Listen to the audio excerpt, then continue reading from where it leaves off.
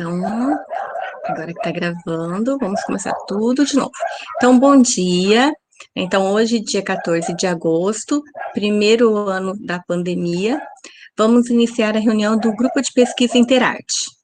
Nós vamos retomar a análise de imagem interdisciplinar, que dará suporte à análise de imagem que estamos fazendo, tanto dos livros, que daí nós fizemos uma adaptação, quanto para a questão da imagem, né, que vocês vão fazer, baseado que a gente já organizou, né, depois qualquer coisa a gente vê como que tá isso em relação a essas imagens. A ideia geral dessa proposta de análise, ela está naquele artigo que é leitura de imagens como possibilidade de aproximação entre arte e ciência. Então, ele está disponível ali, depois a gente vê também se está todo mundo naquela nossa, digamos, disciplina, que na verdade é a organização do grupo.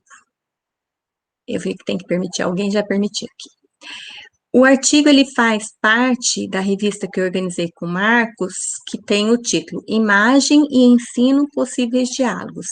Então, essa revista é bem interessante porque ela traz alguns artigos de diferentes áreas de conhecimento. Então, tem lá uma geografia, né? Então, lá, na verdade, no material, eu acho que eu não deixei a revista inteira, mas é super fácil de localizar.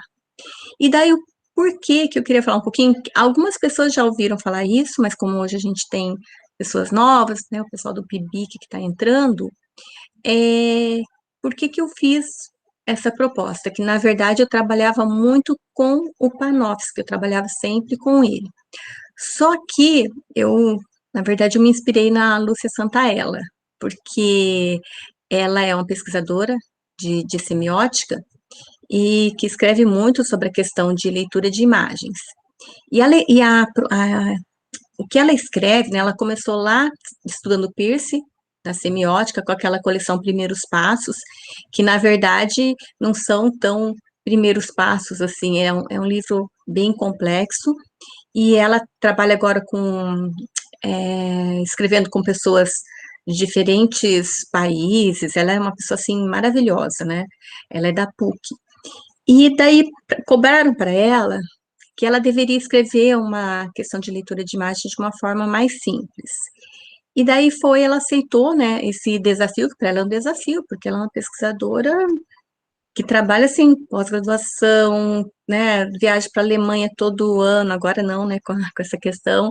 Então, ela tem uma discussão muito ampla e está até saindo da semiótica, discutindo outras questões em relação à imagem, e pediram. Daí ela escreveu aquela coleção Como Eu Ensino, leitura de imagem, que é voltada para a educação básica. E lá ela fala, né, olha, eu vou tentar fazer essa leitura de imagens mais adaptada, ou seja, né, daí quando eu li aquilo, já faz um tempo, né, eu fiquei pensando, porque toda vez que eu ia trabalhar com Panofsky, eu tinha que ficar adaptando, ajustando para trabalhar com imagens da área de ciência, né?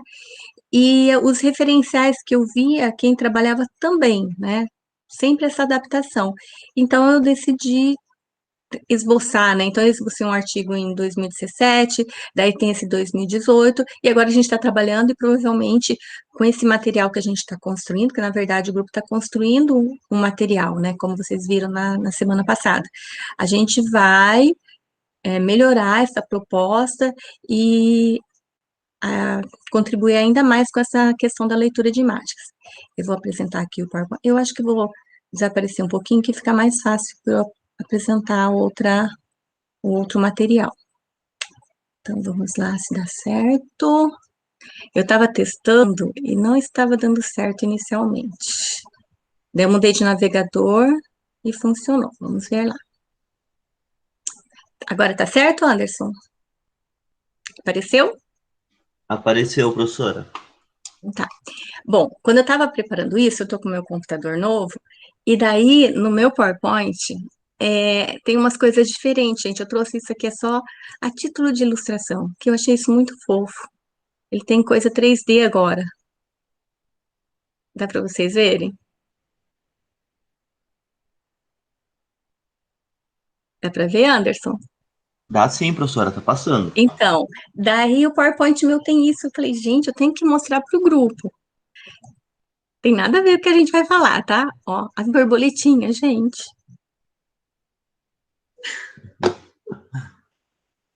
Daí eu trouxe, tá? Desculpa, meu lado criança. Mas eu fiquei tão encantada com essas coisinhas que tem. Então, agora o meu PowerPoint tem umas coisas 3D. Tem da área da biologia, tem de matemática, tem um monte de coisa bacana. Depois, outra hora, eu preparo uma coisa para a gente falar sobre isso. Bom, então aqui retomando, né, a revista, né, que eu falei, que tem vários artigos relacionados à questão da leitura de imagem, e o artigo que eu e o Marcos fizemos está aí, tudo bem? Então, o título é Leitura de Imagem como Possibilidade de Aproximação entre Arte e Ciência, o ano 2018. Aqui o resumo, vou passar, nem vou falar nada.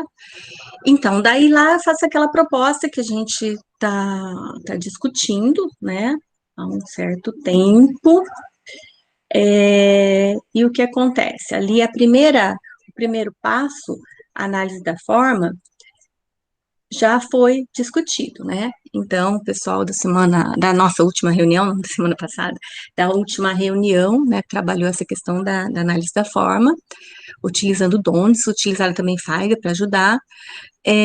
Hoje eu vou falar um pouquinho do análise do conteúdo, porque, na verdade, a análise do conteúdo, a gente já, quando trabalhou com CTF, a gente adiantou isso aqui, tá? E o terceiro passo, análise das relações que envolvem a imagem, autor, contexto, leitor, que o Anderson e a Carla prepararam. Então, aqui, né, primeiro passo da forma, que o pessoal preparou o material, sugeriram leituras, e o que que é isso, né? Toda aquela parte inicial da imagem que a gente trabalha muito em artes visuais e que as outras áreas não trabalham. E que eu achei, quando eu fui trabalhar com o pessoal da área de ciência, era a maior dificuldade na análise de imagem, né? Em termos de conteúdo, não, mas esse sim, tá?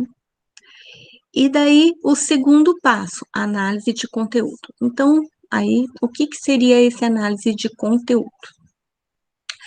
Esse referencial é de Panofsky, né? Então, o que que eu coloquei? Essa citação é minha mesmo, tá?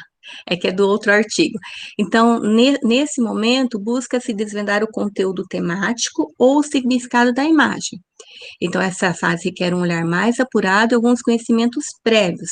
Aqui já é possível observar diferenças significativas entre diferentes leitores nas suas análises.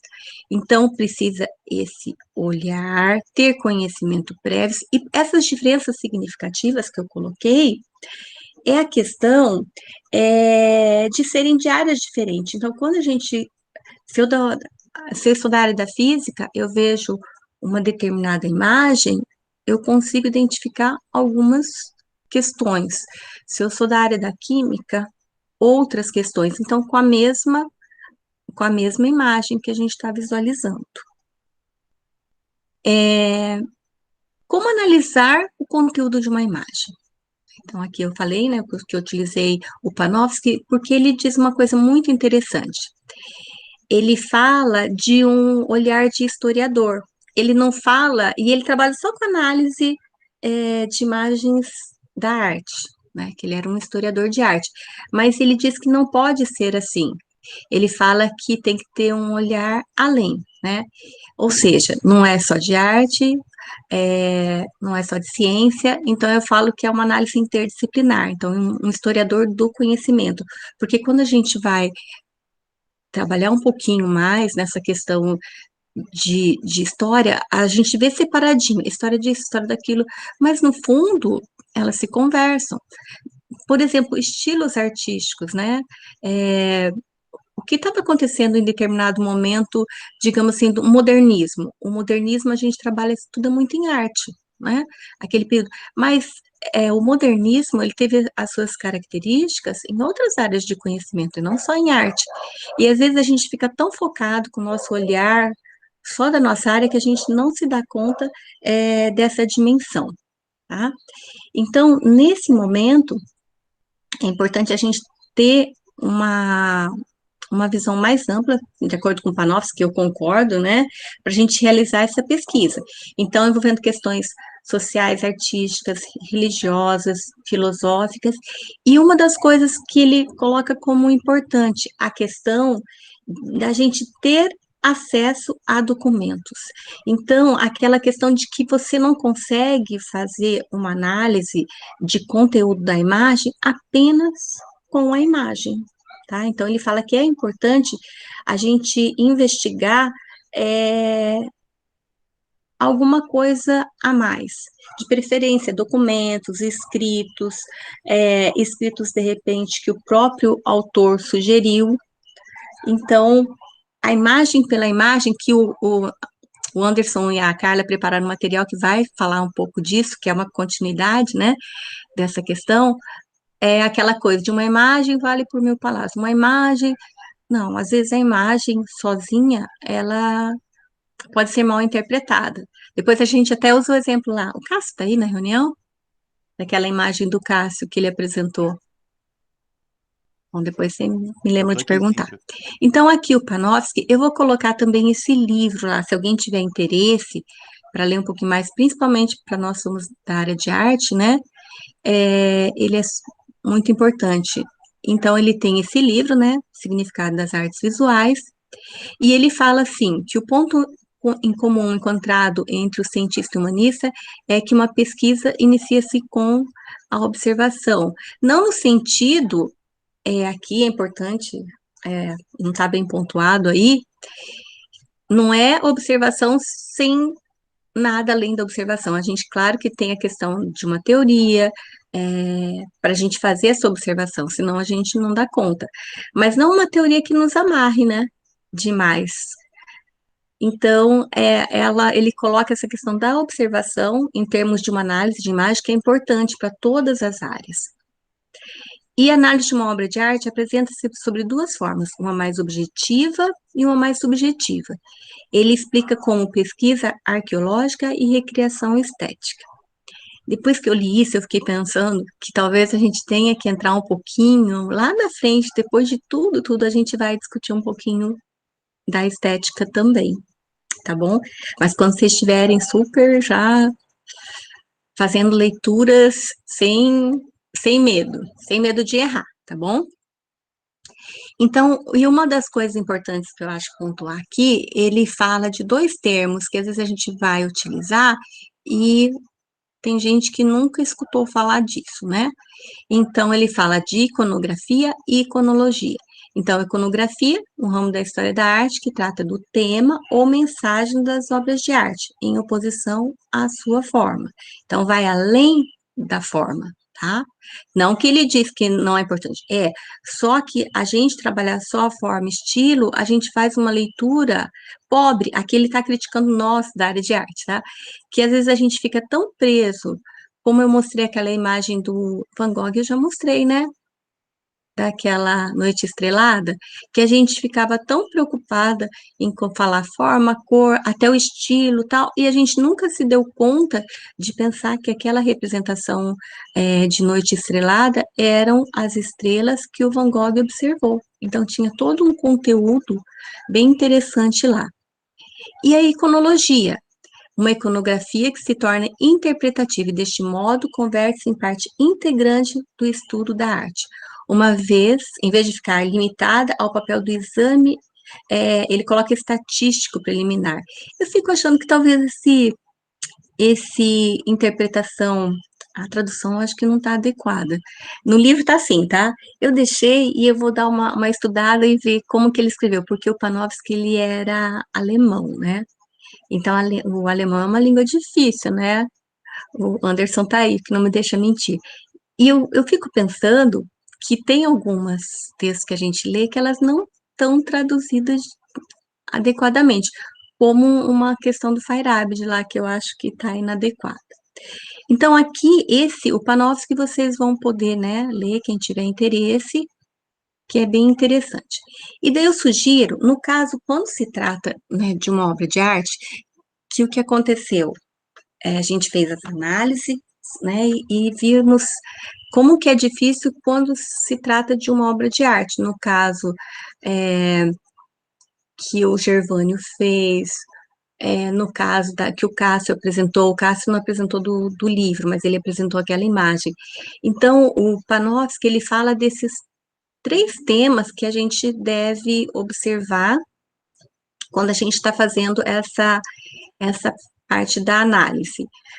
O tema primário, natural, os motivos artísticos, o tema secundário, convencional, histórias, alegorias, e o significado intrínseco ao conteúdo, que são alguns valores simbólicos que apresentam, tá? Então, vou explicar de forma simplesinha aí, mas isso aí tem tudo no artigo, tá?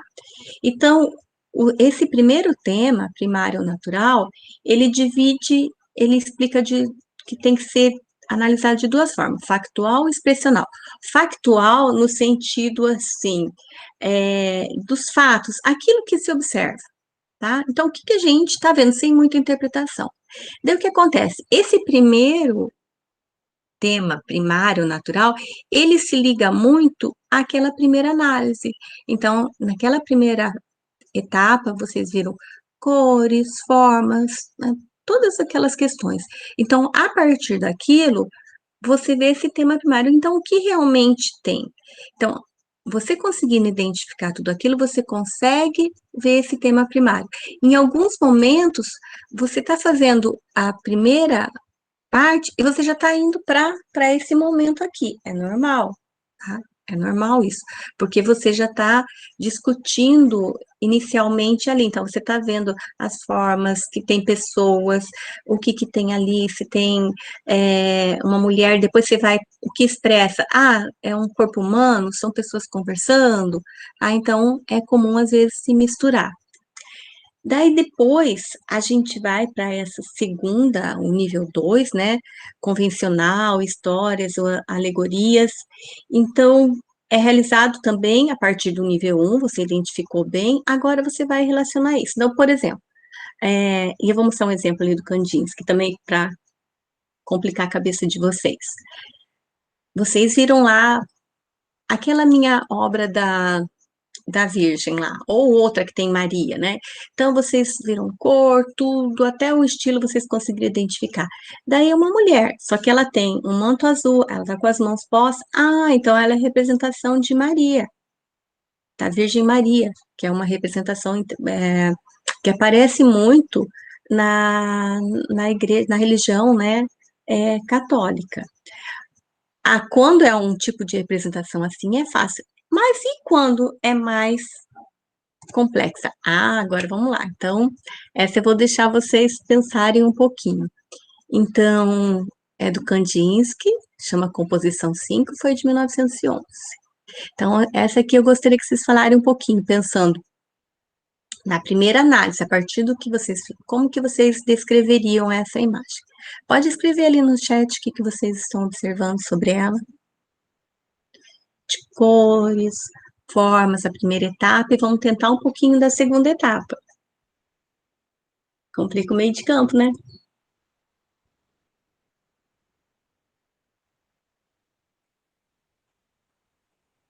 O que será? Que a gente consegue ver uma coisa que é uma obra aí?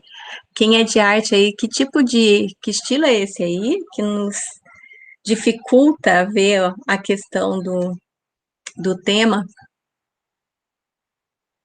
Será que tem um tema específico aí? Estão escrevendo, Anderson? Tô, professora, tá escrevendo. O que estão escrevendo aí? Que eu não consigo ler. Linhas curvas, cores de tons terrosos, azuis, vermelho. A Larissa escreveu. Quem é da arte sabe até o estilo, né? Alguém escreveu? Que falando de Kandinsky, já meio que nós já sabemos o que é. E aqui, quando eu vou pensar nesses temas do nível 1, do nível 2, a gente consegue saber ou não tem? Vocês acham que ele não quis representar nada? Aí, o que vocês acham? A gente está falando da forma. Tem um conteúdo aí? Kandinsky representou algo? Vocês conseguem ver alguma coisa aí?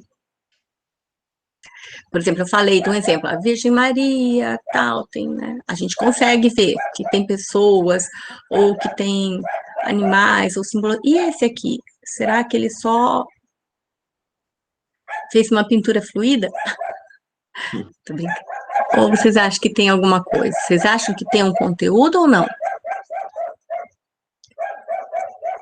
Aí colocou, professor, aqui abstrato, linhas expressivas, dá para ver um galo, homem e uma casa. E a Ruth coloca que é abstrato. Vocês estão conseguindo ver um homem, uma casa? Meu Deus! Um galo, Quem que viu isso? a Thaís. Hã? A Thaís. Thaís, que olho bom, hein? Então, o que acontece? Aqui eu digo, Panofsky tem razão. Ele diz o quê?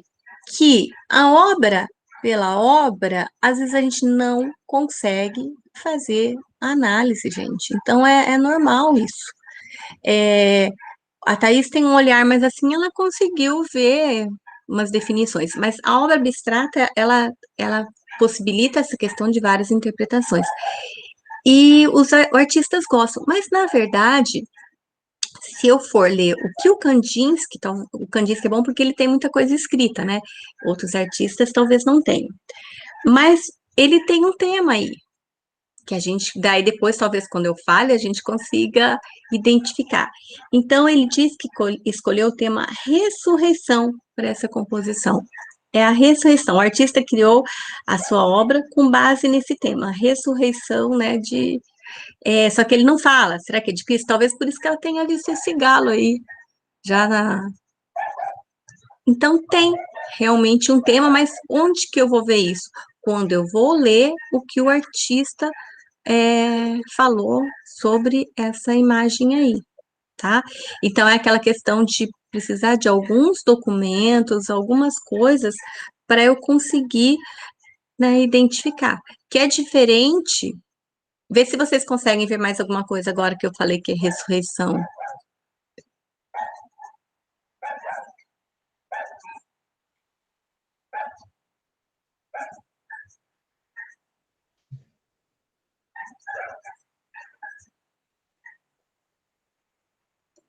Eu consigo ver alguma coisa aqui mesmo.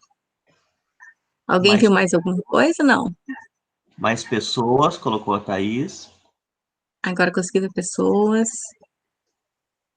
Uhum. Nuvens, a Rosana colocou.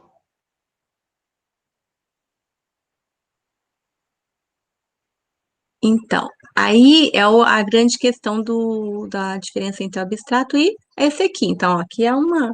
O Rubens fez a ressurreição de Cristo. Se eu pedir aqui, é muito mais fácil e tranquilo a gente trabalhar com essa questão de análise de conteúdo. Então, para quem diz que é super fácil fazer, na verdade, a arte abstrata é muito mais complexa. É, e difícil da gente conseguir identificar.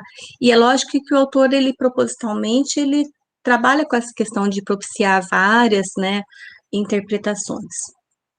Bom, e daí, dentro ainda dessa questão do tema e conteúdo, vamos para o terceiro nível, né, que ele fala, é o significado intrínseco, reporte seu conteúdo, que está ligado também ao nível anterior, mas ele vai além. Então, discute a questão de período, classe social, crença religiosa, filosófica. Então, vamos para essa imagem aqui. Se eu fosse fazer aquela primeira parte, né, inicial, cores, tudo, tranquilo, que agora vocês já estão craques, né?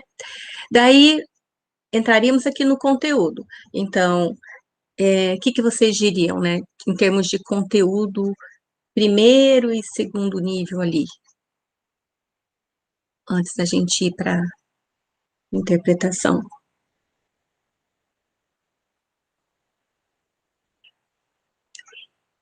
Lembrando que aqui, apesar de estar mais evidente, então, que é um homem, né, que está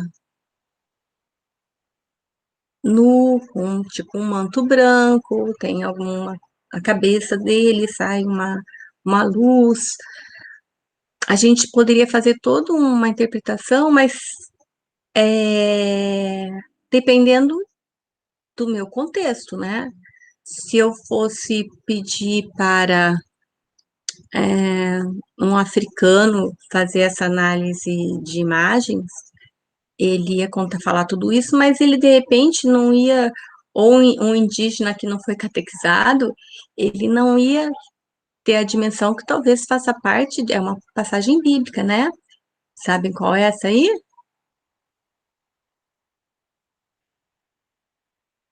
E daí, talvez, para eu ter um entendimento melhor, eu tenho que ler aquela passagem.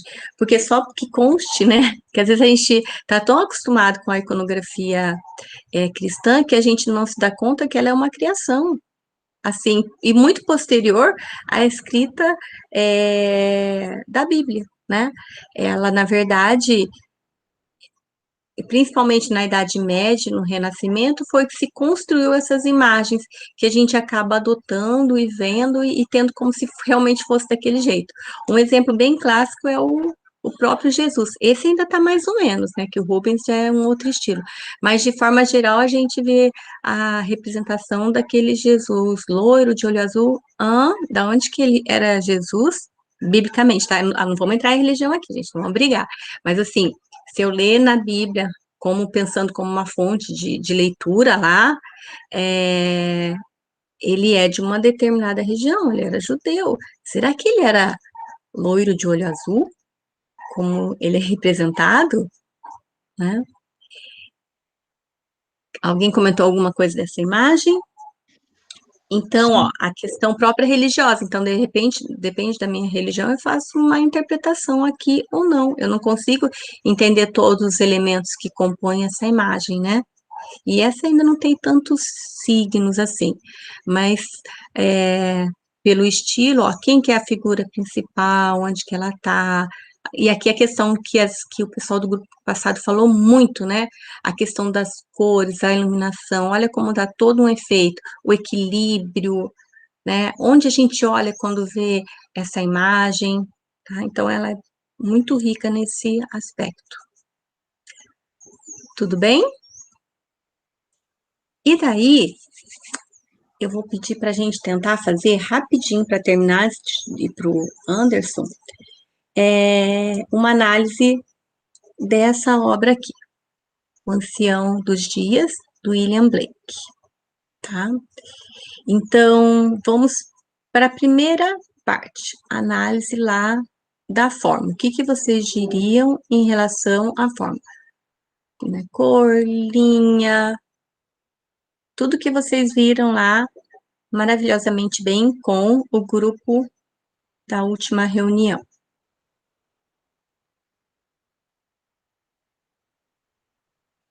Podem ir escrevendo ali.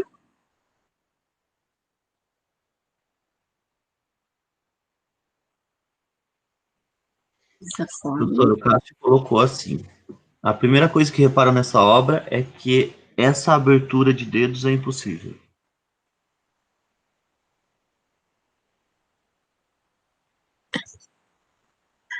Bem observado. Então, se é impossível, talvez tenha até uma representação. Possível é impossível, né? Vamos colocando ali e, e vamos para a segunda. E análise de conteúdo, o que vocês diriam? Aqui a gente pode até misturar os temas, tá? O tema é o nível 1, nível 2, nível 3.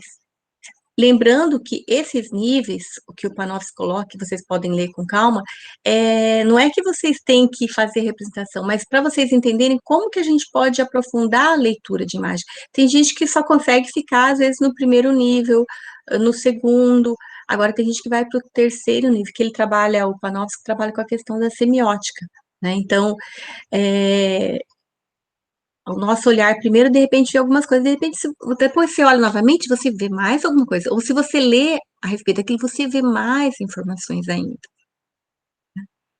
Então, é importante a gente fazer isso.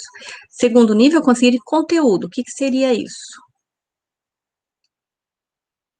que escreveram aí, Anderson? Agora a Jéssica colocou tons escuros, linhas curvas.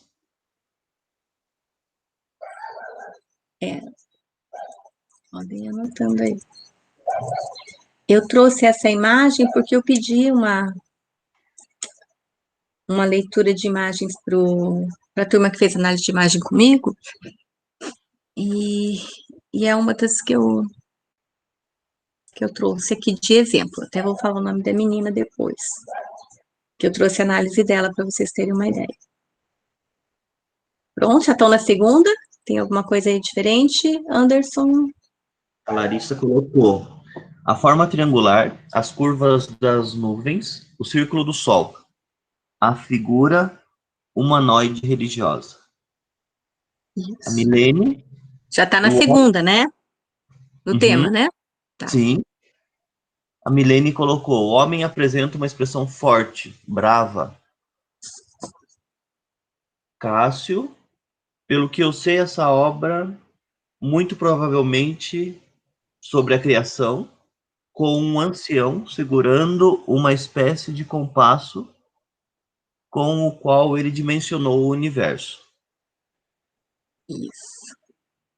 Aí Muito a bom. Jéssica escreve novamente: vejo um homem, nuvens e sol, e a Thaís, um ser elevado no centro, forte. Então, eu trouxe para vocês fazerem um teste aí, né? Porque o que acontece? Aquela primeira etapa a gente dá conta de fazer com as informações visuais que a gente tem aí, tá? Agora, aqui nessa segunda etapa já não, a gente precisa ter umas outras informações. Então, eu vou ler, eu trouxe aqui, mas eu acho legal vocês. Eu trouxe aqui, mas eu vou, acho que ler, porque daí vocês ficam olhando a imagem pensando em relação ao que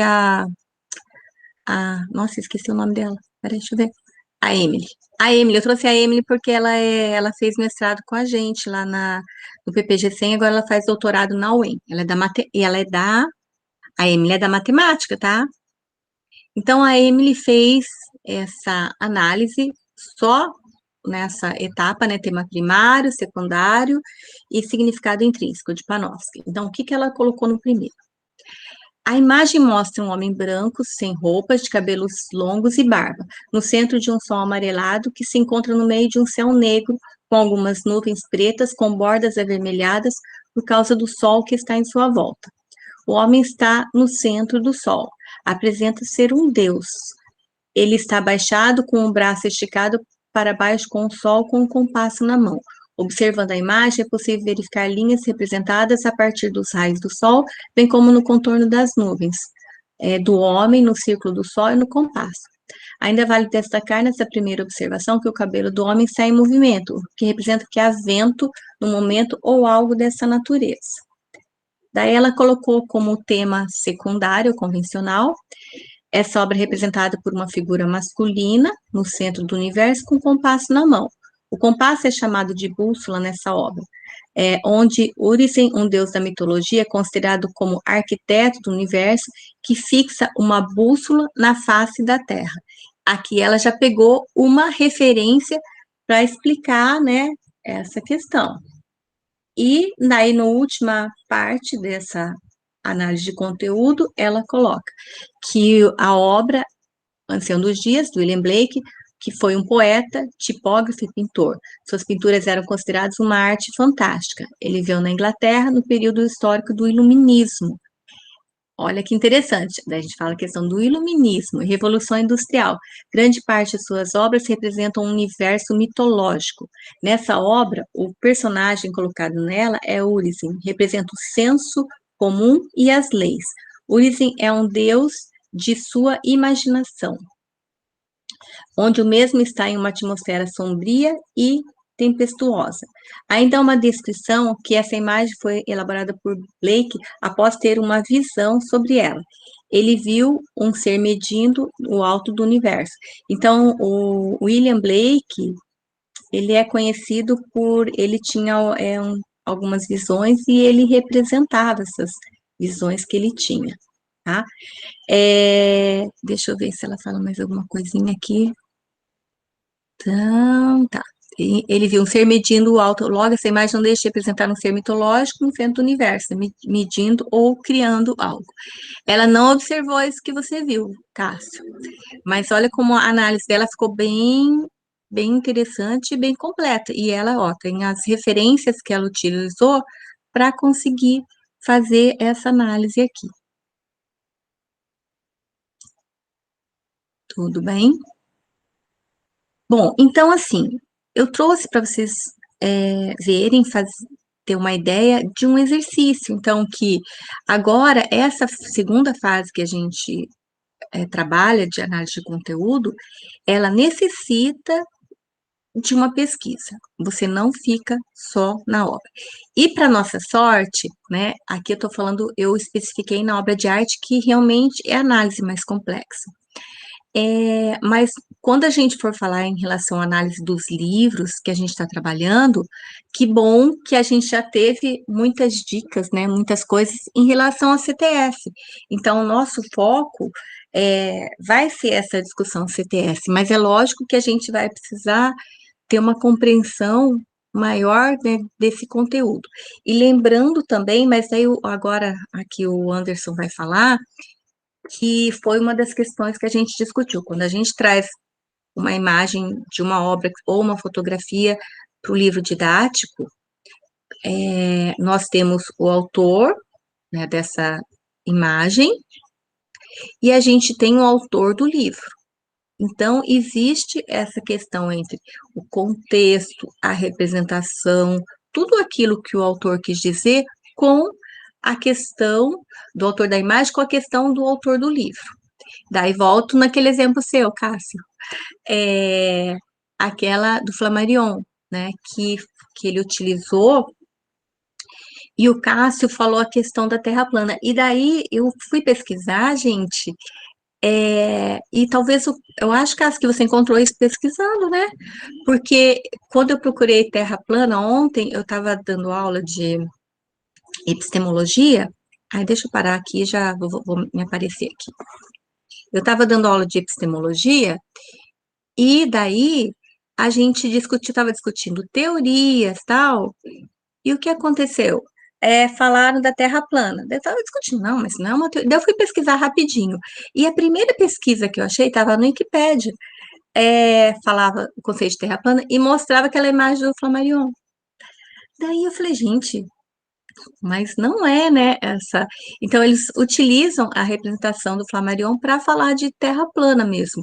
E daí, ontem à noite, eu estava com um tempinho, eu estava falando com o Cássio outra coisa, eu lembrei disso, Cássio, daí eu fui pesquisar, daí o Flammarion tem livro, o Flammarion, ele acreditava em outros mundos, ele falava, ele explicava todo o sistema, ele era um astrônomo, então ele fazia observações, e as pessoas, né, utilizam... ele estava falando, quando ele trabalhou aquela imagem, que o Cássio apresentou muito bem toda a discussão que o Flammarion traz. Só que as pessoas pegam aquela imagem dele e utiliza e falando de terra plana. Meu Deus, ainda bem que eu falei para o Cássio, ainda bem que o Flammarion morreu, Cássio, porque ele ia se revirar, né? Sim, ia ter um treco de ficar ouvindo, utilizando a imagem dele ali. Oi, Michel tá aí.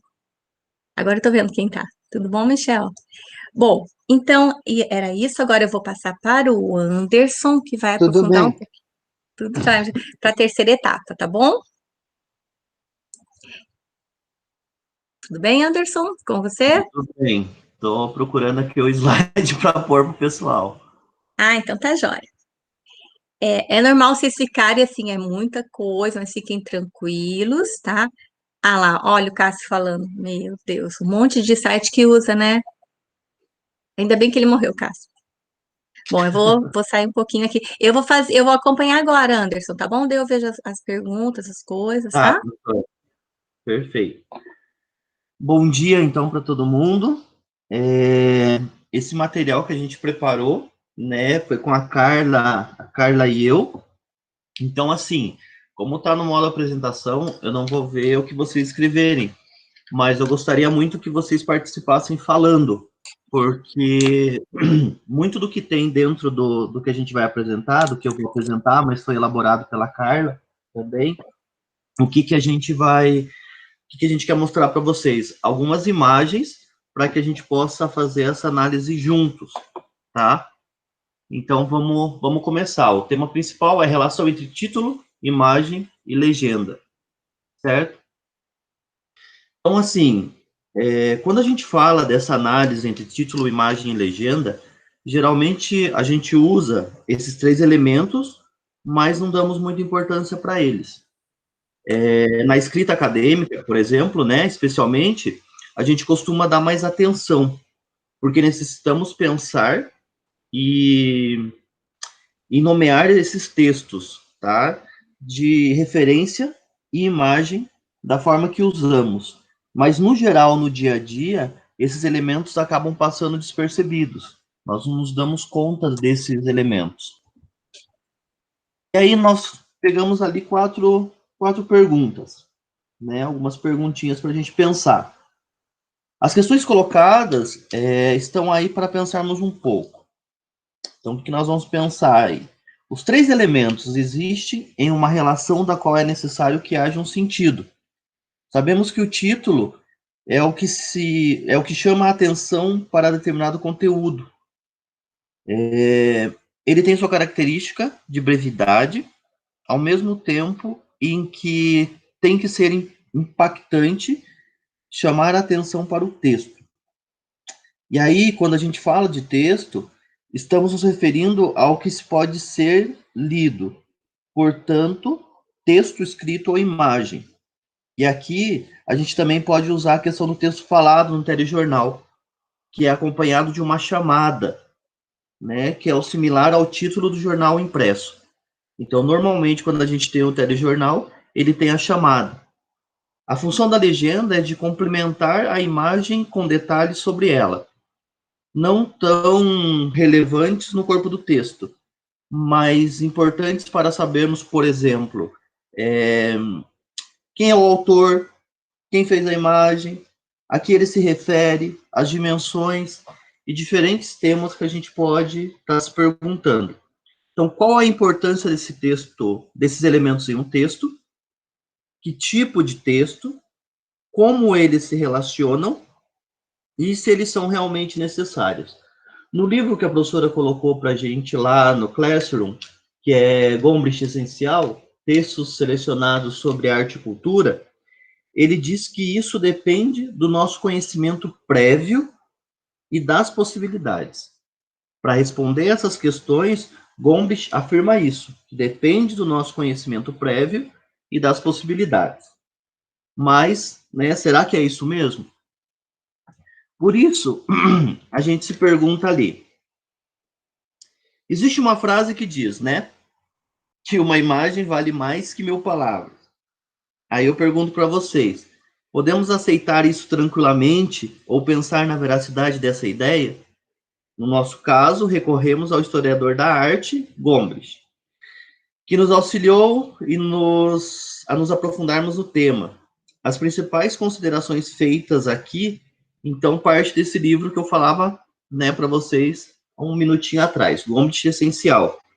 E para as nossas colocações de hoje, nós preparamos alguns temas, alguns exercícios, vou chamar dessa forma, nos quais pensamos um pouco sobre a relação entre título, imagem e legenda, a partir, então, dessa premissa de Gombrich.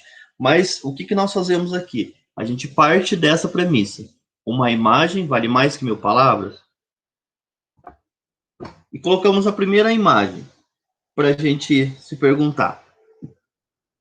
A professora hoje retomou o que foi falado nos outros encontros nossos. Nos encontros passados, então, foram falados um pouquinho sobre a composição visual, tá? Os elementos formais da composição visual, melhor dito. E o que acontece com essa imagem? Essa imagem expressa a cor, linha e forma. É extremamente simples, mas também é uma imagem sofisticada. Ela encerra em si uma ideia. Qual que é a ideia? É proibido fazer algo. Percebemos isso pela linha de corte e quem está proibindo é uma pessoa. Embora estilizada todos percebemos ser uma pessoa. Notem que a cor aqui também é importante, tá? A pessoa em preto e a cor em vermelho. Porém, é necessário deixarmos que essa imagem tão corriqueira em nosso cotidiano faça algum sentido para a nossa cultura. Ou seja, isso é um código nosso, tá? Aqui, em resumo, a imagem tem função de despertar para uma lei, para uma regra. E o que nós colocamos ali, né? De acordo com o contexto, alguns tipos de imagem possuem uma função facilmente identificável. Então, acredito que todos nós, talvez até uma criança, aí depois dos seus 4 ou 5 anos, ela já começa a identificar que se tem uma imagem, tem esse corte no meio da imagem, é que é proibido fazer uma determinada coisa. Até aí tudo tranquilo? Tudo certo, Anderson. Tá todo Tá mundo bom. falando. Se vocês tiverem questões, pode perguntar aqui no chat que eu passo para ele. Querem falar? Então, as funções da imagem, tá? O que a gente observa nessa imagem? Né? Nós acreditamos que essa imagem do Van Gogh, ela quer de alguma forma despertar emoções. Nós colocamos essa legendinha ali do lado. O que a gente observa nessa imagem? Primeiro, que é uma imagem diferente, tá? Se a anterior nos alertava sobre algo, no sentido de nos informar, essa nos toca de forma diferente. O que vocês sentem ao ver essa imagem? Se quiserem falar no microfone, tranquilo.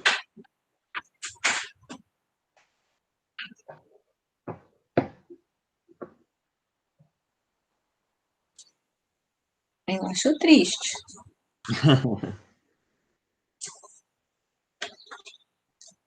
Cansado, apático, triste. Essa sensação para mim. O que eles estão fazendo, né?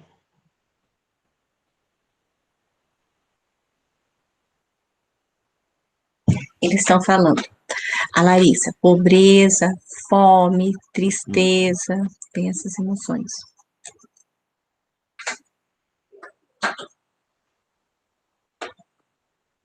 Aqui, o que essa imagem faz? Ela tem a função de despertar uma condição social. Enquanto essa daqui tinha o objetivo de nos alertar, de nos informar sobre uma determinada coisa, essa aqui já desperta de alguma forma a questão da condição social. De repente, vocês observando, né, pode ser que vocês identifiquem com ela que ela pode ser que tem uma informação. Por exemplo, se vocês conhecem a obra, melhor dito, vou partir daí, tá?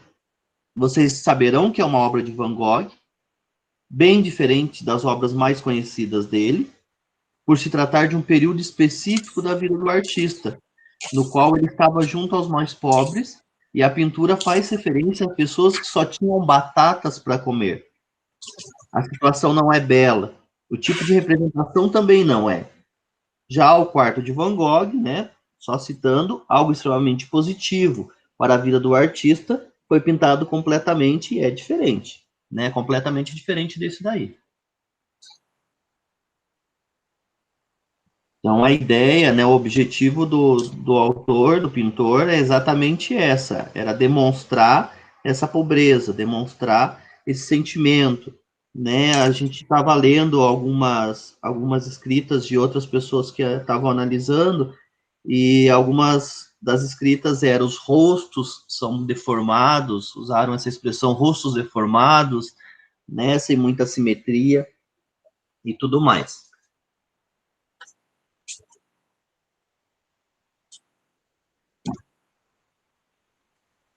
A Thaís falou que não conhecia. A gente acaba conhecendo sempre as mesmas obras dos artistas, né? Mas os livros de história da arte é sempre assim, não faz, copia e faz de novo. Agora vamos para algo de representação. Tá? Função da imagem, fotografia e animação. O real e a réplica. As nossas emoções são ativadas pelas impressões visuais. Então, aqui, muitas vezes o apelo da imagem é mais forte quando sabemos que ela não é real, ou seja, ela é uma réplica. Os exemplos são variados. E aí eu pergunto para vocês, né? Quem ainda não se emocionou com alguma produção da Disney ou de outra produtora? Por que a gente colocou essa imagem? No capítulo do Gombrich, ele traz o exemplo do gato de pelúcia. E aqui o que a gente fez? A gente fez a representação na réplica com o gato do Shrek. Né? Nós fizemos dessa forma. A imagem, então, apela a emoções. Não podemos esquecer disso. Seja ela real ou cópia, às vezes a cópia ainda acaba sendo mais convincente que o real.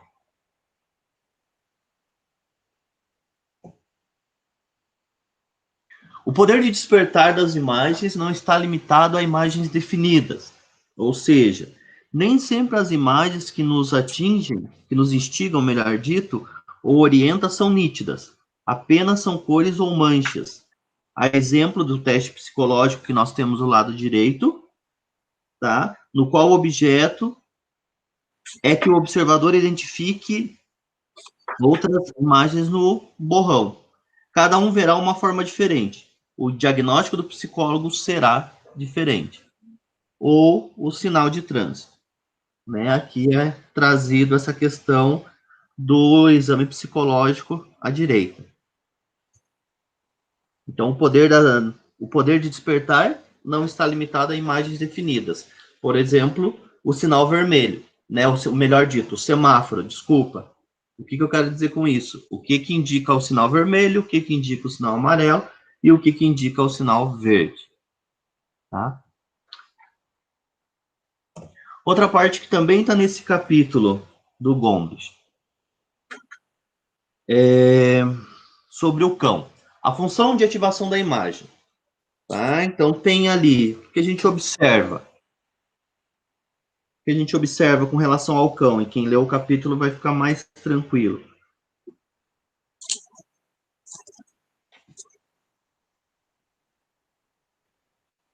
Anderson, antes a Larissa tinha falado, quando você falou daquela questão do qual que atingiu mais, ela foi por conta, né, da questão da manipulação, né, da imagem. Uhum.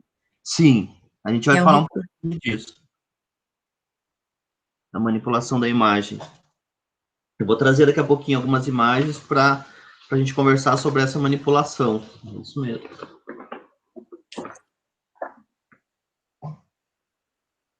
E aqui, o que é? Quem leu o capítulo, quem não leu, o que imagina com relação aqui ao cão, ao mosaico do cão.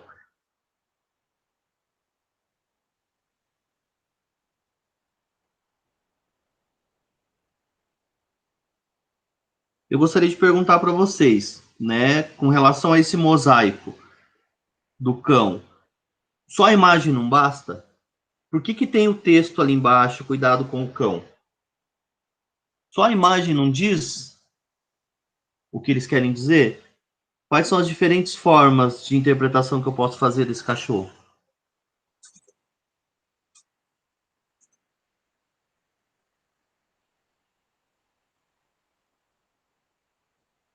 Se vocês quiserem falar, pode falar. Estou me sentindo tão sozinho. Gente, o cachorro tá felizinho ou tá bravo? Fala aí. Vou ficar depressivo. O que eles acham? Deixa eu ver, que surgiu alguma coisa. Não, ninguém tá falando mesmo. Ou meu negócio tá lento. Quem tem cachorro sabe, gente, quando o cachorrinho tá nessa posição aí. Olha o jeito que ele tá. Alerta? A Rosana falou que ele tá alerta. Bem isso. Que mais?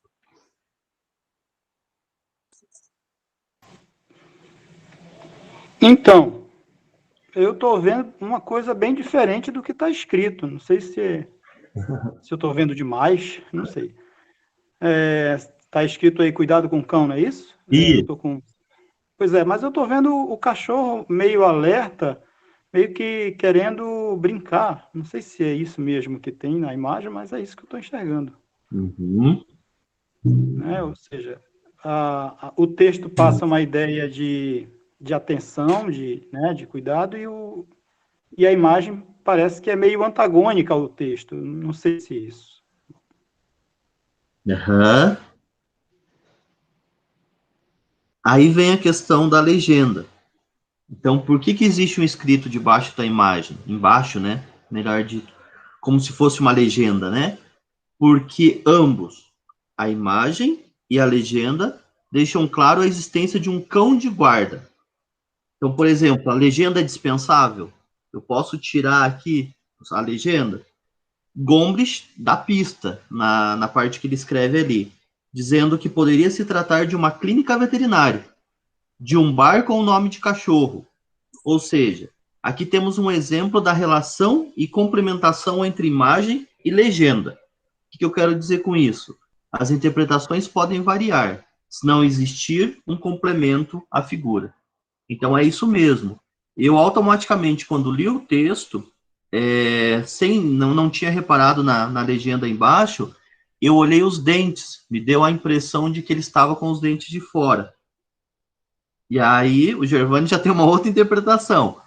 Mas o que nos leva a uma interpretação do que a pessoa que fez, né, essa imagem, o que nos convence de que tem essa interpretação é a legenda. Então, olha, deixa eu ver, nossa, um monte de gente falou. A Rosana tinha falado alerta, daí a Larissa falou que o cachorro está estressado. O Josuel falou que felicidade, mostrando felicidade. A Jéssica, pela expressão e posição, parece que ele vai atacar alguém. A Thaís acha que ele está feliz. Eu achei ele feliz também. Então, mas a legenda é cuidado, né? Uhum. Cuidado, mas também eu acho que é uma interpretação dúbia mesmo, né? O cuidado, será que é cuidado de o cão é bravo? Cão bravo. Ou será que é o cuidado? O Marcos falando que é cão bravo. Ou é uma brincadeira, porque eu já vi, hoje em dia a gente já tem isso, né? Porque, na minha opinião, eu que tive cachorro, eu também acho, eu tô mais pela linha de que ele tá feliz querendo brincar. A do Marcos também, ele tem a Lilica, quando ela faz essa posição aí, é porque ela tá feliz querendo brincar. Ela baixa as patinhas da frente e fica com a bundinha, tipo assim, erguidinha, abanando o rabo. Então, será que esse cuidado não é uma brincadeira porque o cachorro era manso, né? Também. Então, você vê como é difícil, né? Mesmo com a legenda, a gente ainda pode ter uma dupla interpretação, né?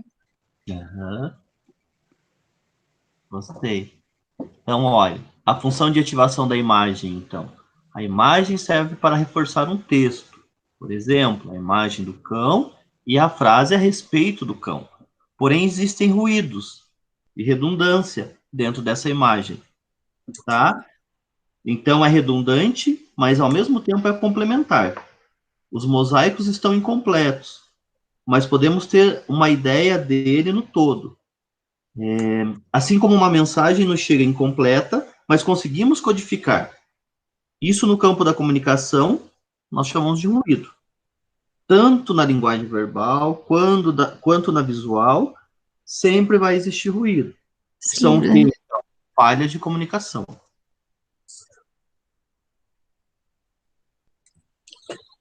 Certo? Deixa eu ver, acho que por enquanto tudo ok. Tá. Então, no passado, os editores dos primeiros jornais às vezes reutilizavam xilografuras que mostravam uma cidade devastada por uma enchente para também ilustrar um terremoto ou desastre natural, baseando-se no princípio de que você já viu uma catástrofe, já viu todas as outras. Então, o que acontece? Ou seja, né, com relação a isso, se acontecia um incêndio e a ilustração de uma manchete era usada para ilustrar uma catástrofe, a imagem podia não corresponder ao fato.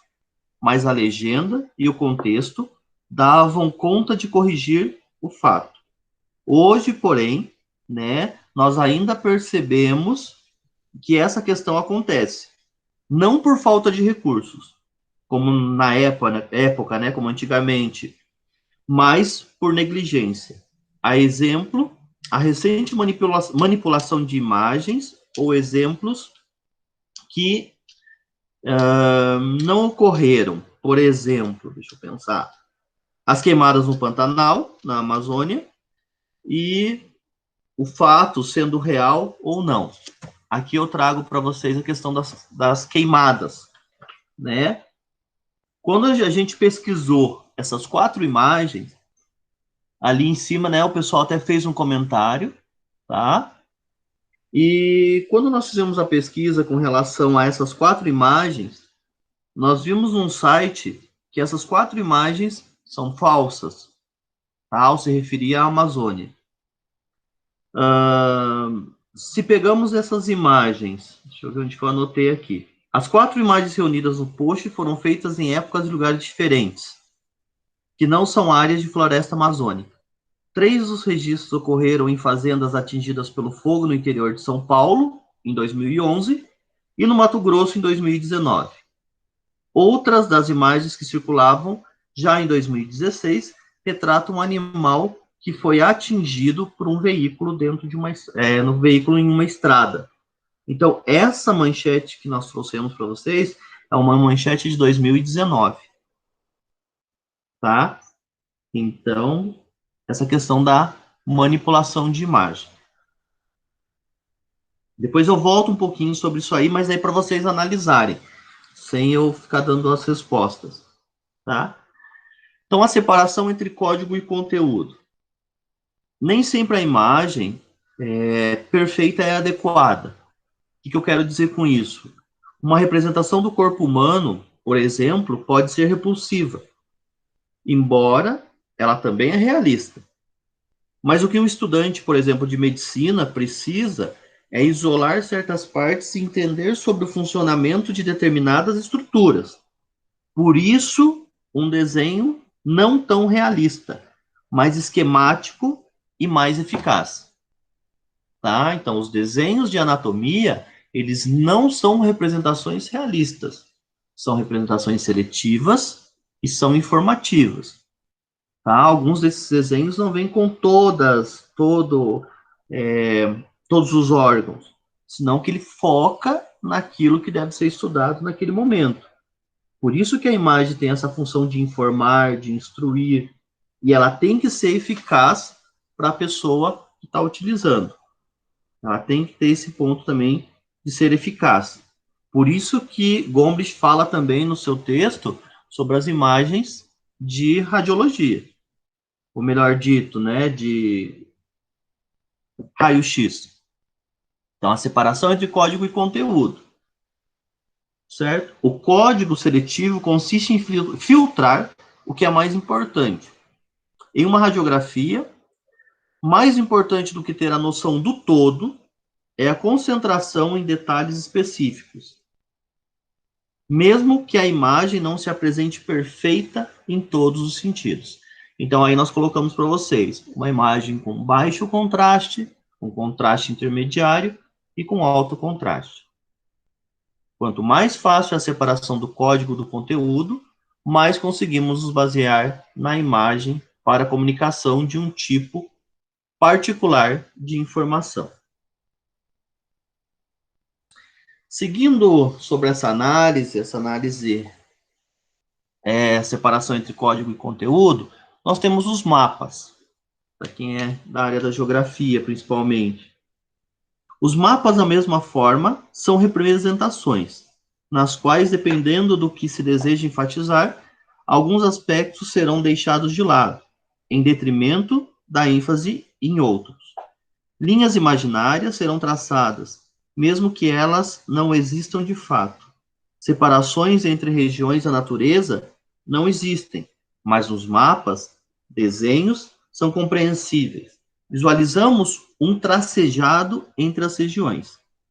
No caso dos mapas, a legenda é bastante importante, por conta da orientação de como ler o mapa. Então, ao lado direito aqui, nós vemos a descrição desse mapa que nós colocamos para vocês como exemplo. Para fechar essa parte, nós trouxemos só a exemplificação de um livro de biologia. Nos livros didáticos, o princípio é o mesmo, fotografia ou esquema nos quais a separação entre código e conteúdo. Tudo tranquilo?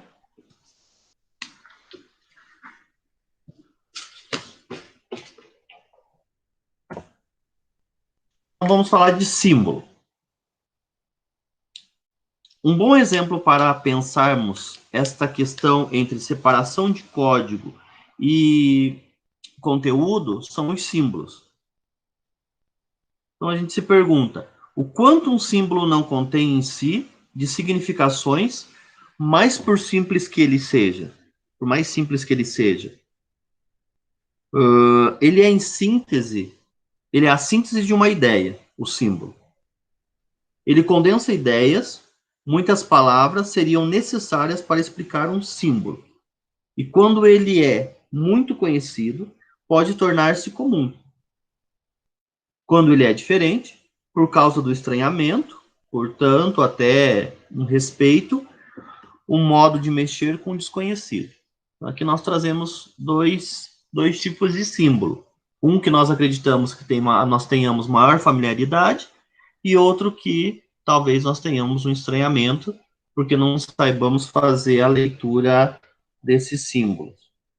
Tá? Não consigamos fazer essa leitura, ou não saibamos fazer essa leitura. E aqui bem interessante a questão da publicidade. Uma área que lucra com essas questões relativas ao estudo da imagem é a publicidade. A publicidade joga com as nossas emoções, brinca com nossos sentidos e com o nosso inconsciente. Aqui a gente traz essa retomada do símbolo da Renault. É uma imagem bem construída, geralmente melhores expectativas e busca, claro, o sucesso. Por quê? Porque, de alguma forma, eu preciso memorizar.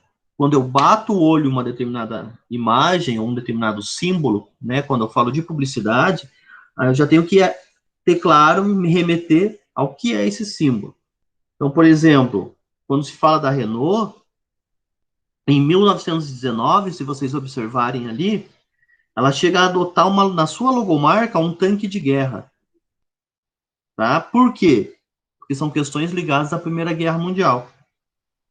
Porém, de um desenho realístico, ele evolui para um símbolo mais simples do ponto de vista formal, porém de maior impacto visual e de muito mais fácil de recordar. Então aqui a gente tem a ideia codificada de uma imagem realista, depois a redução a elementos essenciais, e aqui, para quem não sabe, né, esse símbolo para eles representava a questão do diamante, né, o losango parecido com o diamante foi adotado em 1925 para sugerir sofisticação e prestígio. Desde então, teve 4 mudanças no visual. O primeiro símbolo, de 1898, eram 2 R's, em homenagem aos irmãos da Renault, fundadores da marca francesa. Tá? E aí, depois, eles acabam tendo, então, essa redução a elementos essenciais e, por fim, maior facilidade para recordar e produzir. Então, eu passo por esses processos para ter uma boa e, principalmente, memorável, né, que eu possa relembrar, logomarca. Outro exemplo, que é a condensação de símbolos visuais, um enigma mental, quando a gente fala do Carrefour. Esse exemplo traz a questão da ênfase seletiva e condensação. A marca francesa insere sua letra C na logomarca. Vamos ver se vocês começam a visualizar isso que eu vou falando. Ao mesmo tempo que brinca com o desenho da âncora. Então, a letra C e a âncora. Não é uma imagem clara, é um enigma. Mas o leitor, uma vez descobrindo esta imagem, ou este enigma, né, estará mais próximo dela, lembrará dela com maior facilidade. Então, nós temos ali a condensação e ênfase seletiva, a imagem, né, incompleta, que é a letra C, e a imagem inesperada, que é a âncora. Se a imagem fosse puramente informativa, talvez fosse esquecida. Então, a importância, tá, disso daí. Dizem, né, a gente estava pesquisando sobre o Carrefour e dizem que essa logomarca é considerada uma das logomarcas mais inteligentes da França. Por quê? Porque ele tem o vermelho e o azul, que são cores da bandeira da França. Então, faz com que a pessoa tenha familiaridade com essa logomarca e queiram comprar lá e sintam-se, né, como patriotas, vamos dizer dessa forma. Bem, agora vamos analisar, então. Esse é o tipo de imagem que necessita de contexto, texto e código. Que imagem é essa? O cartoon. Ele só faz sentido dentro de um contexto, tá? Se nós pegamos o texto do Gombrich, ele diz que coloquem uma legenda errada embaixo da imagem de rei. Pois bem, na arte em geral, especialmente no mundo antigo, a imagem de um representante sempre é a maior do que as demais para exemplificar que ele é mais importante. Como entender que uma imagem de um representante da nação tão apequenado, já viram esse cartoon? É desse ano. Alguém já tinha visto? Eu já. Tá, Não. Ninguém conhece? Gente, eles são tudo bolsonarista. Eu tô até com medo de seguir agora. Brincadeira, gente, brincadeira. Mas eu parecidos a Milene. O que representa essa imagem, gente? Não é que é tantas que a gente vê, né? Aham. Falem aí, gente. Ai, tá gravando. Ui. Escrevam. Pode escrever, a gente não vai gravar a escrita. Pode escrever. O que é?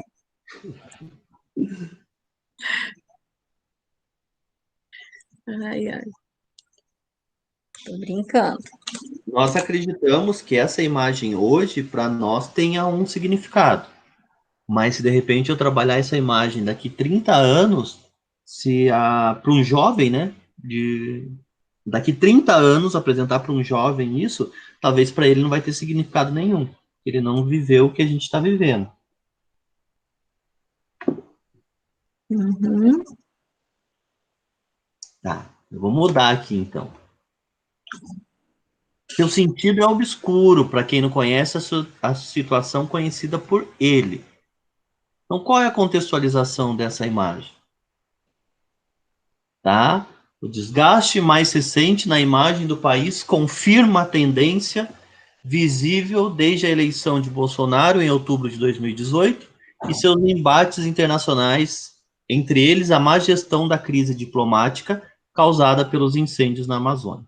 Ali a gente colocou para vocês verem, se alguém quiser ver a notícia na íntegra, né? Não somos nós que inventamos essa notícia, mas mais que nada, agora sabendo quem é a pessoa que está no meio, quem que são essas pernas, quem podem ser essas pernas maiores que estão do lado? Então, não tem problema estar gravando, não. Bom, eu quando olhei essa imagem, antes de você colocar as legendas, eu tive uma outra interpretação, mas também ligada ao Bolsonaro, né? Ele ali pequenino, né? Mas isso, volte lá, aquela primeira imagem. Né? Então, ele pequenino, né? Mas a primeira interpretação que eu tive foi de um líder, né? De uma nação, né? subserviente a líderes de outras nações, ou seja, principalmente aos Estados Unidos. Nós hoje viramos não, né? Durante muito tempo somos um quintal dos Estados Unidos, mas hoje está muito evidente, e essa imagem fala um pouco disso, né? Da subserviência do Brasil aos Estados Unidos. Foi essa a interpretação que eu tive de imediato, né? Tem a ver, né? Com o real.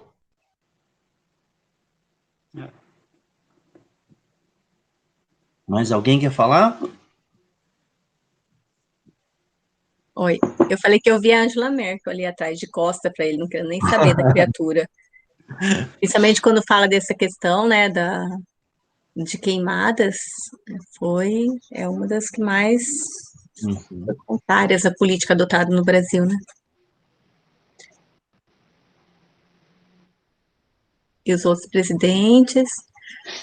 Porque, inclusive, essa subserviência, né, que a gente vê hoje do Brasil com relação aos Estados Unidos, é muito comum a gente ver o Trump virando as costas para o Bolsonaro em todas as ações quando envolvem Brasil e Estados Unidos. Então, é nisso que eu mostro a subserviência, né? O Brasil pequeno, né? O Trump de costas sempre para o Bolsonaro, né? Em todas as situações. Por isso aparecem várias imagens grandes voltadas de costas para o Bolsonaro, né? Ó, escreveram algumas coisas aqui. A Larissa, né? É interessante que há um contraste entre os maiores e que o foco principal é o personagem menor. Esse menorzinho é o principal. E daí a Thais e outros presidentes, né? Daí por isso que eu falei, quando ela falou isso, eu falei, eu vi a Angela Merkel, porque ela viu outros presidentes também. Acho que por enquanto é isso só. Então, seguindo essa linha, eu gostaria que vocês falassem sobre essa imagem. Qual é a mensagem dessa imagem? Vamos pensar no papel do título e da legenda da imagem, tá? Que ali não está aparecendo. O que quer dizer a imagem? O que a imagem pode ou não fazer de melhor na nossa linguagem falada e escrita? Isso é o Gombrich que pergunta. Né? Qual é a descrição da imagem? Se vocês tivessem que montar uma legenda para essa imagem, que legenda vocês colocariam? Brincar de jornalista.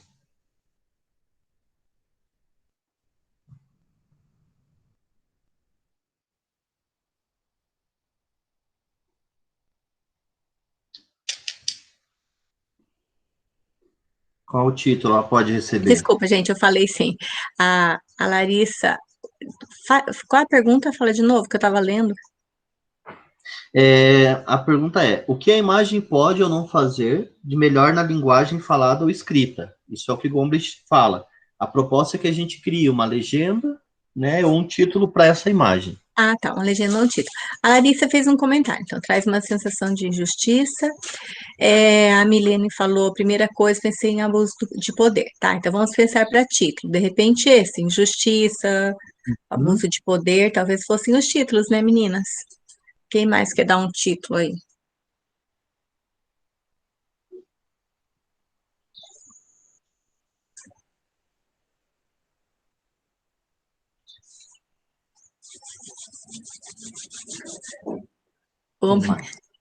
Ame o Brasil ou deixo. A Ruth, ignorado.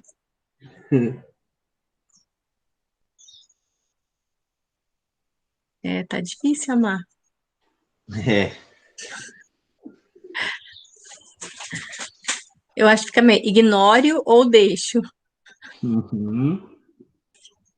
Escrevendo aqui. Deixa eu ver o que mais. Acho que foi isso. Tá, e agora? Qual que é a mensagem dessa imagem?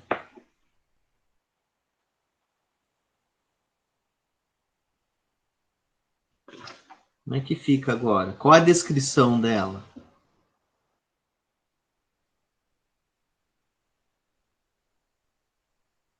Agora vamos ver. Ainda não escrevendo.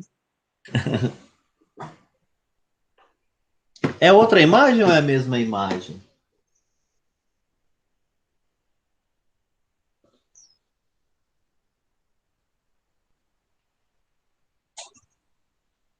É a mesma, daí coloca assim, heróico. A Larissa colocou heróico, a Thaís disse a mesma. Tá. E como fazem isso, hein, gente? Recortes.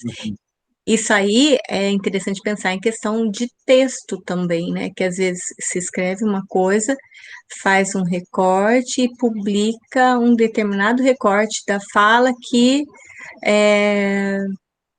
vai completamente, às vezes, oposto ao que realmente a pessoa estava falando dentro do contexto, né? A Rose falou solidariedade como título. E agora?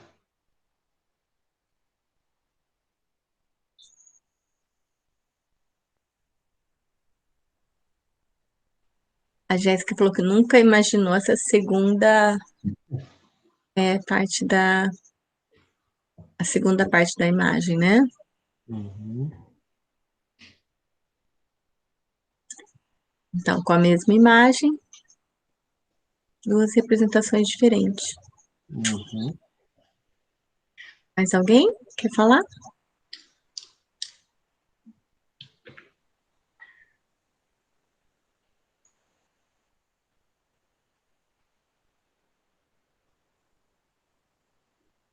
Assim, a imagem em seu todo, né, que está no meio ali, evidenciando que a legenda faz muita diferença, porque seria capaz de explicar o que a própria imagem não deu conta, por seu recorte, né, por ser um recorte, um pedaço de uma realidade muito maior. Porém, este é um exercício, somente um exercício para nós. A imagem é polêmica, abre espaço para outras discussões em torno da manipulação de imagem, mas serve também para reafirmarmos que toda imagem não se explica por si só, ela precisa de outros referenciais. O Gombrich depois vai fazer uma citação do Papa, e depois a gente fala sobre isso daí, e a gente se questiona um pouquinho com relação a isso. Se a imagem por si só pode falar verdadeiramente o que ela é, tá?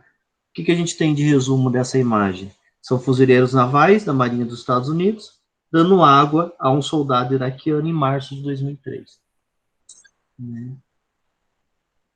Mais uma para a gente ir terminando. Outro exercício. Todos conseguem dizer algo a respeito da imagem?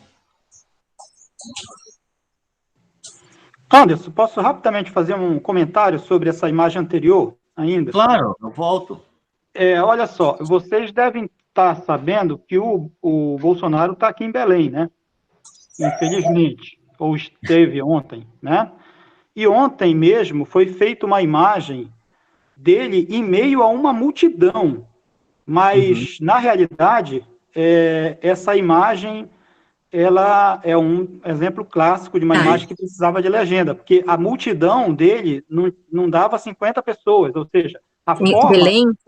Em Belém. A forma como a imprensa utiliza, né, a imagem para passar uma informação fica muito clara nessas ações do Bolsonaro.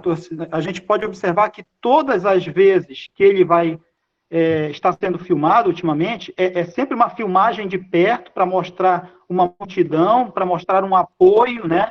Então, quando você abre a imagem, como fizeram aqui em Belém, abrindo a imagem, pegando essa imagem do alto de um prédio, conseguiu se mostrar a partir disso que, na verdade, aquela imagem não era bem aquilo que a imprensa estava mostrando, né?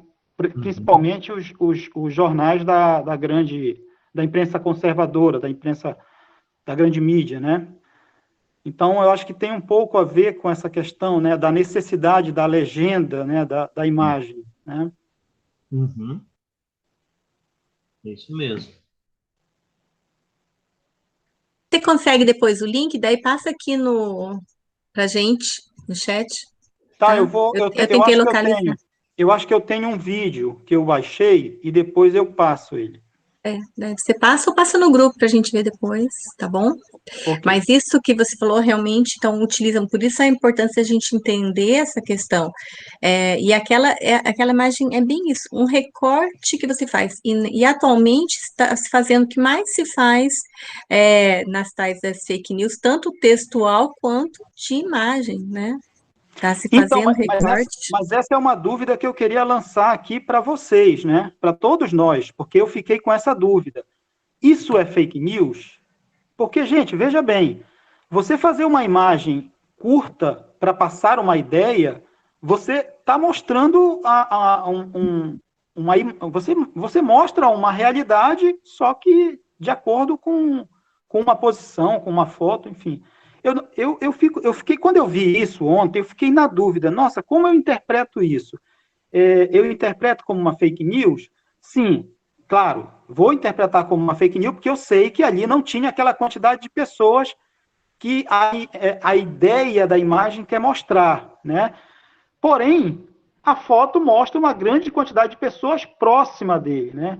Então, parece-me que quando a mídia faz isso, ela tenta dissimular uma coisa para que a gente não possa dizer assim, olha, a mídia está plantando fake news. Sabe? Ela tenta dissimular uma situação para que a gente não possa acusá-la de estar fazendo um jogo político, um joguete político. Entendeu?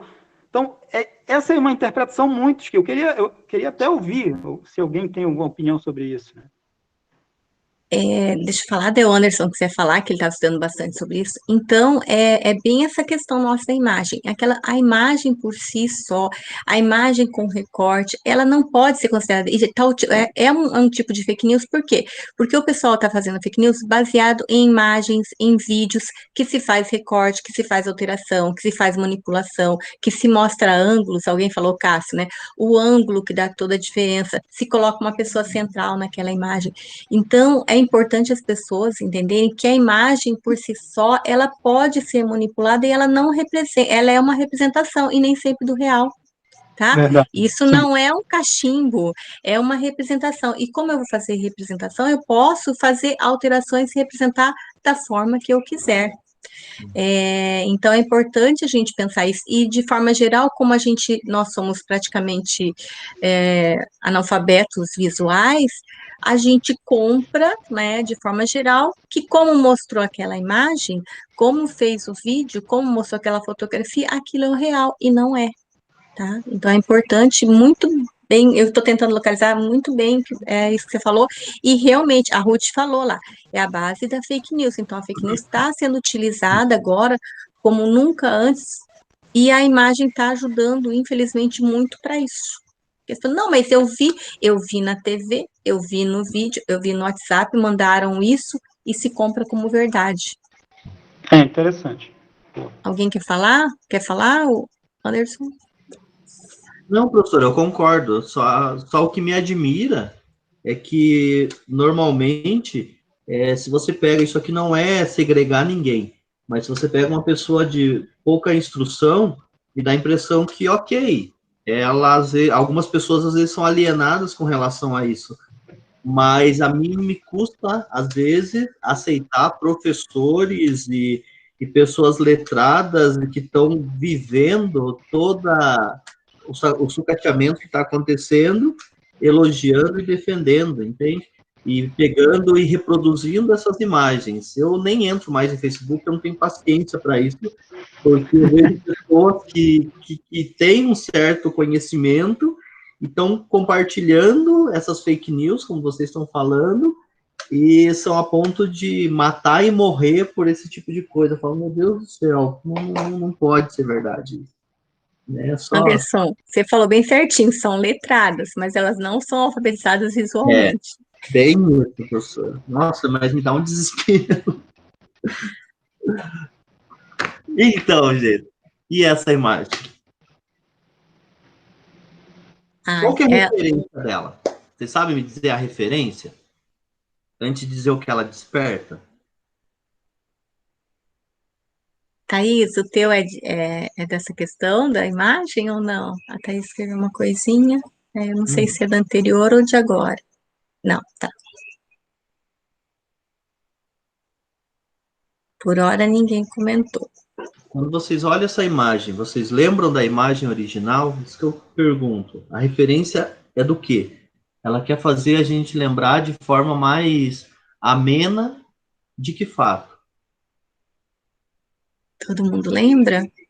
Você não trouxe a original, não, né? Ai, tão triste. Não, né? Não trouxe, não trouxe. Preferi não Ainda bem. pôr. Tá. Ela, a Letícia tá falando, né? A do menino que foi encontrado na beira do mar.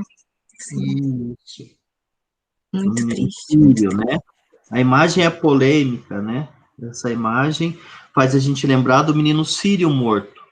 Neste caso, Uhum. a legenda é até mesmo o título, poderia conduzir o pensamento do leitor. Mas sem essas informações, é necessário conhecimento do contexto. Por isso que eu digo, qual é a referência dessa imagem? Ela tá bonitinha, mas qual que é a imagem original? É o menino sírio que foi encontrado morto na praia.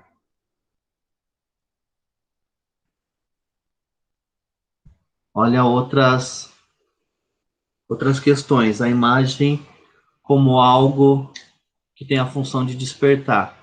Então, ali, né, tem a foto do menino, Yuri, Aylan, não sei de onde tirei Yuri, tá ali do ladinho ele, só que em cima da cama, né, e do lado esquerdo as crianças como se estivessem dormindo, né, a criança era um dos 12 refugiados sírios que morreram afogados. O que a gente viu, então, até agora?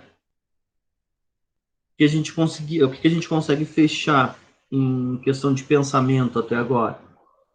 As informações impressas dependem de palavras. A redundância da imagem evita riscos, desculpa. A informação extraída de uma imagem pode ser totalmente independente da intenção do seu autor. E as três variáveis determinam as chances de uma leitura correta de imagem, ou seja, o código, o texto e o contexto.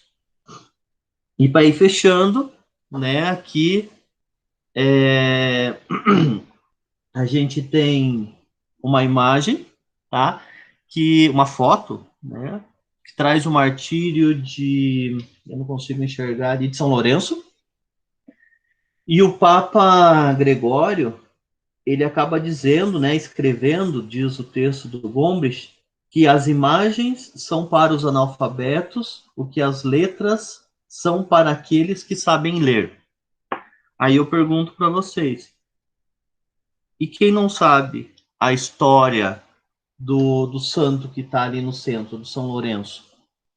Será que ele vai conseguir interpretar vendo um homem deitado em cima de uma grelha, no centro algum ser divino, do lado alguns outros pontos? Não será que só olhando a imagem, eu até grifei quando eu li isso, porque eu achei gritante essa informação.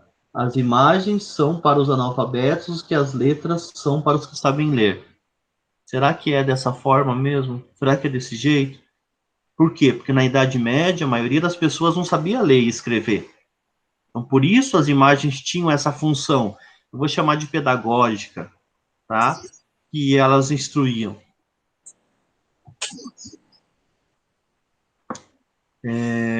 Por isso que muitas vezes também elas eram simplificadas e a mensagem tinha que ser claro, através da imagem. Como era possível para quem não lia entender as imagens. Então, por isso havia o reforço oral da Igreja Católica. Ou seja, os analfabetos conheciam os códigos da época e faziam parte desse contexto. Hoje, por mais alfabetizada que seja uma pessoa, se ela não tiver um conhecimento mínimo em arte, ela vai estranhar muita coisa do período medieval, por não ter conhecimento nem do código e nem do contexto daquela época. O que mais? Nenhum comentário aqui. Alguém quer falar alguma coisa? Ó, Enquanto de não. pertinho ali, ó, o martírio. Sem o auxílio da escrita, como o analfabeto medieval entendia essa imagem? Então, o entendimento do código, escultura medieval, aqui a imagem, ou seja, a escultura, é o texto. E, terminando com uma afirmação. Uma imagem não se explica por si só, ao menos que você tenha domínio do código, ou seja, como ela foi estruturada, da própria imagem ou texto, ou seja, o que quer dizer, e do contexto, como, quando e por que razão ela foi feita. E aqui, por último, as referências. Espero que tenha ajudado vocês e eu tenha conseguido passar pelo menos um pouquinho para vocês daquilo que a Carla e eu pesquisamos. Com certeza. Alguém quer fazer algum comentário?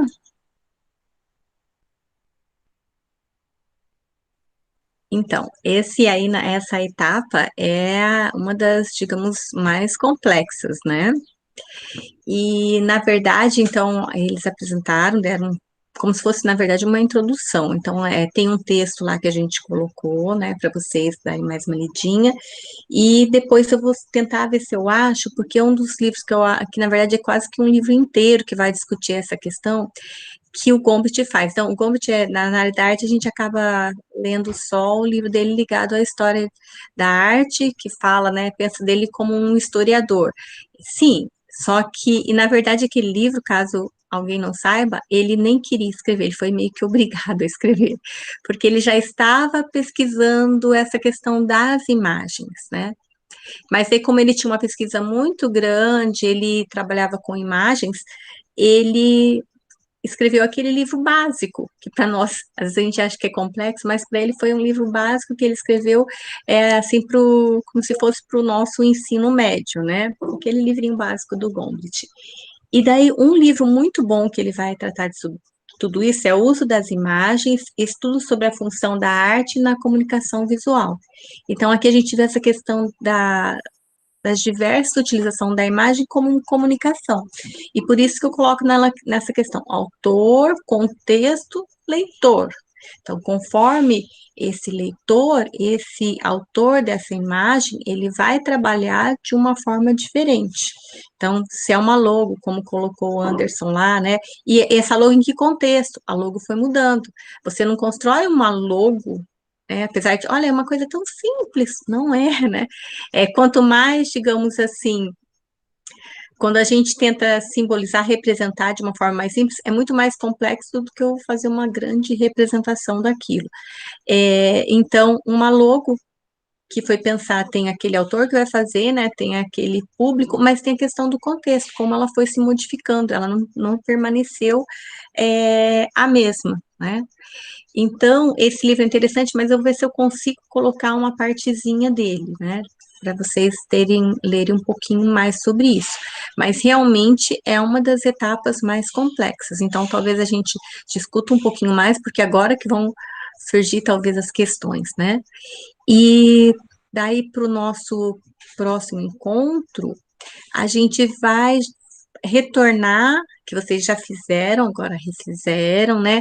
Aquela análise dos livros, então, aquelas 4 análises de imagens, e algumas pessoas já fizeram também aquela análise da obra de arte. Então, algumas já estão prontas, então, para nossa próxima reunião, a gente vai discutir isso, tá? Alguém quer falar alguma coisa em relação a isso? Daí, senão eu vou dar uns recados e vou abrir. Daí, antes eu vou fechar a gravação, tá? Então, só lembrando que eu criei lá o Interarte como disciplina, né? Para a gente ter textos ali. Então, os professores também podem colocar uma biblioteca, o Gervânio já colocou, eu coloquei algumas coisas, e além da nossa biblioteca, vai ter alguma parte a mais ali, uma biblioteca geralzona. Então, eu vou colocar as coisas ali para vocês ficar mais fácil para vocês terem acesso, tá bom? E a leitura de imagens que vocês vão fazer, que alguns já entregaram, eu vou colocar ali também. Então, daí para o nosso próximo encontro seria isso. Então, aquela leitura de imagem, agora vocês vão apresentar bonitinho, já apresentaram uma vez, vão reapresentar, e das imagens que vocês estão fazendo, era inicialmente individual, agora eu coloquei dupla, né? O Cássio, que já apresentou, e daí a gente vê durante esse período quem mais vai apresentar. Tudo bem? Deixa eu fechar então para a gente poder fofocar, mostrar as coisas e não ficar muito extenso para quem foi assistir depois. Interrompendo a gravação.